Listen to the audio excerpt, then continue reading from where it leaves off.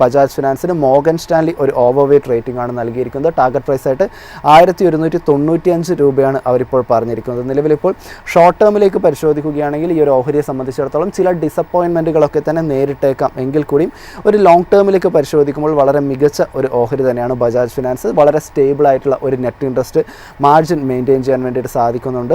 കൂടാതെ പരിശോധിക്കുകയാണെങ്കിൽ കമ്പനിയുടെ ഒരു ബിസിനസ് പരിശോധിക്കുകയാണെങ്കിലും വലിയ മികച്ച രീതിയിലുള്ള ഒരു എഫിഷ്യൻസി രേഖപ്പെടുത്തിക്കൊണ്ടുള്ള ഒരു പ്രകടനം കാഴ്ചവെക്കാനും അവർക്ക് സാധിക്കുന്നുണ്ട്. കൂടാതെ വളരെ ലോവർ ലെവലുള്ള ഒരു ക്രെഡിറ്റ് കോസ്റ്റാണ് കാണാൻ വേണ്ടിയിട്ടും സാധിക്കുന്നത്. അതായത് പ്രൊവിഷൻസ് ഒക്കെ പരിശോധിക്കുകയാണെങ്കിലും വളരെ കുറഞ്ഞ രീതിയിലുള്ള ഒരു പ്രൊവിഷൻസ് മാത്രമാണ് മെയിൻറ്റെയിൻ ചെയ്യേണ്ടി ഒക്കെ വരുന്നത് എന്നൊക്കെയുള്ളത് നിലവിലിപ്പോൾ ബജാജ് ഫിനാൻസിന് ഒരു പോസിറ്റീവായിട്ടുള്ള ഒരു കാര്യമായിട്ടാണ് നിലവിലിപ്പോൾ മോർഗൻ സ്റ്റാൻലി ഇപ്പോൾ ചൂണ്ടിക്കാണിച്ചിരിക്കുന്നത്.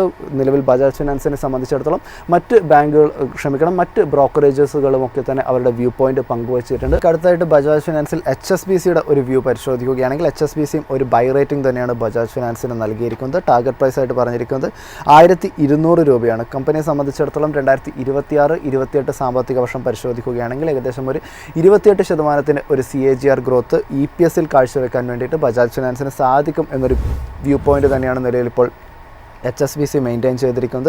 ഈ ഒരു ഓഹരിയിൽ സംബന്ധിച്ചിടത്തോളം ഇങ്ങനെ ഒരു വ്യൂ പങ്കുവയ്ക്കാനായിട്ടുള്ള ഒരു കാരണമായിട്ട് അവർ പറഞ്ഞിരിക്കുന്നത് Q2 ഏർണിംഗ്സ് ഒക്കെ തന്നെ പരിശോധിക്കുകയാണെങ്കിൽ എക്സ്പെക്റ്റേഷനെ മീറ്റ് ചെയ്യുന്ന രീതിയിൽ, അതായത് HSBCയുടെ എസ്റ്റിമേറ്റുകളെ മീറ്റ് ചെയ്യുന്ന ഒരു രീതിയിൽ തന്നെയായിരുന്നു വന്നിട്ടുണ്ടായിരുന്നത്. കൂടാതെ ഈ ഒരു കമ്പനി പരിശോധിക്കുകയാണെങ്കിൽ ബജാജ് ഫിനാൻസിനെ സംബന്ധിച്ചിടത്തോളം റിട്ടേൺ ഓൺ അസറ്റ് പരിശോധിക്കുമ്പോഴും റിട്ടേൺ ഓൺ ഇക്വിറ്റി പരിശോധിക്കുമ്പോഴും ഒക്കെ തന്നെ ഒരു സ്റ്റേബിൾ ആയിട്ടുള്ള ഒരു രീതിയിൽ തന്നെ മെയിൻറ്റെയിൻ ചെയ്യാൻ വേണ്ടിയിട്ട് ബജാജ് ഫിനാൻസിന് സാധിക്കുന്നുണ്ട്.